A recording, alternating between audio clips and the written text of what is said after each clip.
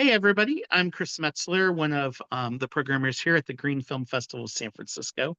Um, you know, we love to just kind of look at what kind of films are kind of popping up around the world. And it's really neat when we run across a special film like you're seeing tonight, The Shepherd and the Bear.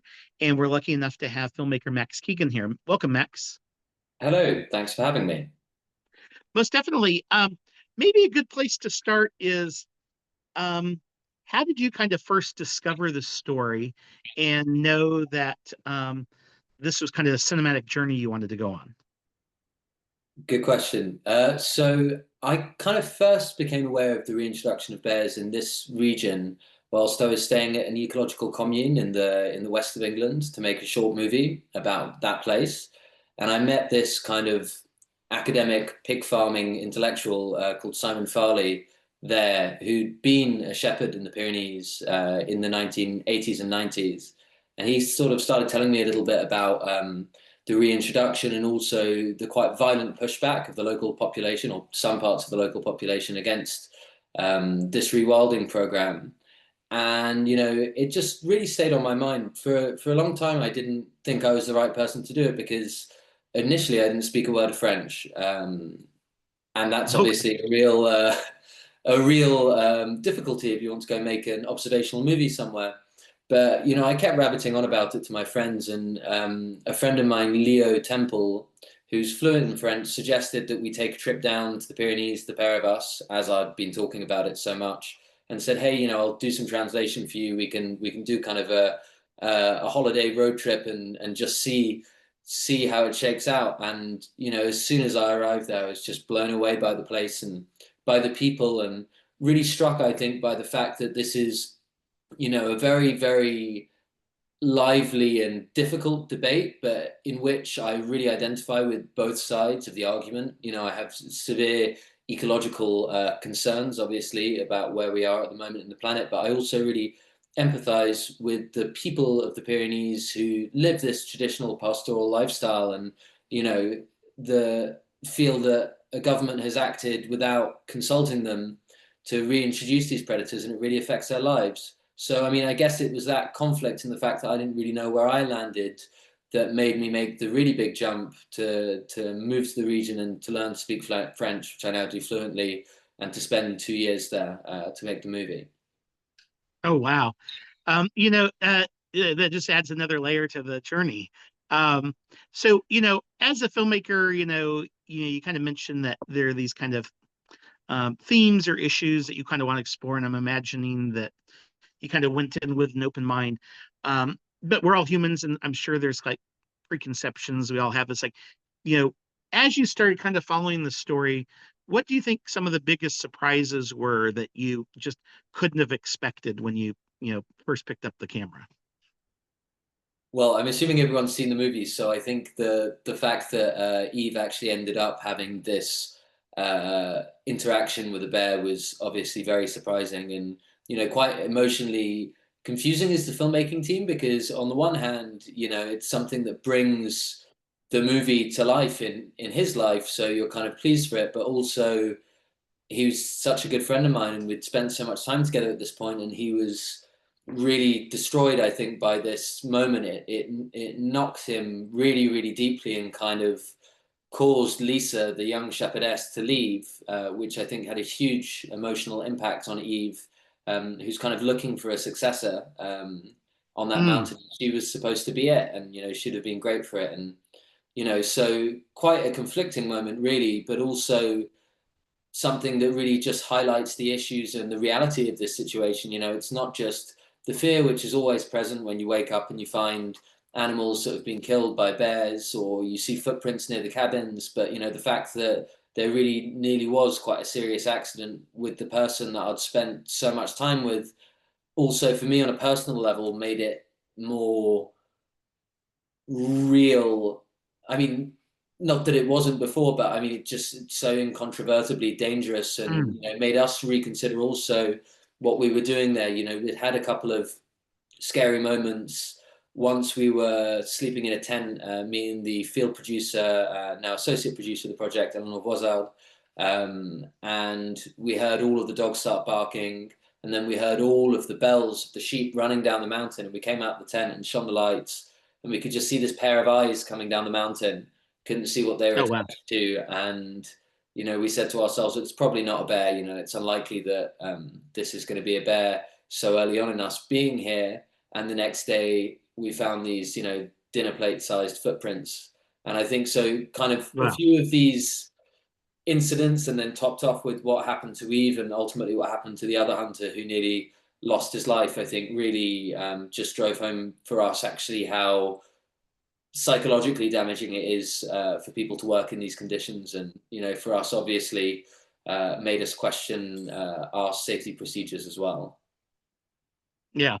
Well, and a little bit different, but obviously in Northern California, one of the things people often have to kind of navigate the idea of, mountain lions, and the Mm. sense of, and, there, obviously, in this part of California, there's been so much kind of expansion of like the human space out there in the world, that these encounters just become, so much more, familiar. I guess it raises a question. Have the people in the film seen the film, and like, how have they kind of responded or think about, this really wonderful story you've captured? Yeah, so I mean, it was very important for us to show the people who are in the movie the film before we kind of locked everything off. So I went back down to the Pyrenees and met everyone individually in their houses and showed them the film, and the response was overwhelming. Very different responses in different camps. Eve, the shepherd, who's one of the main characters in the film, gave me a whole leg of ham, which I think in his language is as close to a resounding applause as you can get. Lisa, the young shepherdess, cried when she saw her wedding scene, and also was very moved by some of those moments with her in the earlier part of the film. And then when we went to Cyril's house, the young budding wildlife photographer, I mean, they talked through the whole film uh, for all of the scenes that they weren't in. So Oh, wow. but they loved it. They loved the bits they were in, and then they just talked about the bits they were in whilst Eve's bits were playing. So yeah, but no, it was important for us, especially given the depth of the relationship that we had. We lived there full time, myself and two other people, for 2 years, and saw these people every day, and were really implicated in their lives. So we wanted to make sure that they were happy with the film before we fully locked the edit. And luckily, everyone was happy with how they'd been represented, and we didn't have to open the movie up again. So, yeah, pleased. Well, your patience and creativity, I think, paid off. And I guess when you started on this film, went on in your decision as filmmaker, in the sense of, you mentioned the idea that this is kind of an observational film, like, you made these choices. And so what was it that kind of, both for your vision of the film, but also the story you're capturing, that made you feel like, hey, look, we need to kind of be on the ground as long as you did? And then also why you chose kind of the observational filmmaking method? What kind of drew you to that process? So I think, thank you. Good question. So I think really the heart of this issue, in the way it's been represented in French media, is basically you always go out to the same people, and they're polemicists, who don't really live the issue. So you hear quite loudly from the ecological side of the debate, and then you hear perhaps even deafeningly from the local mayors and other kind of elected officials who basically are elected on the back of being anti-bear.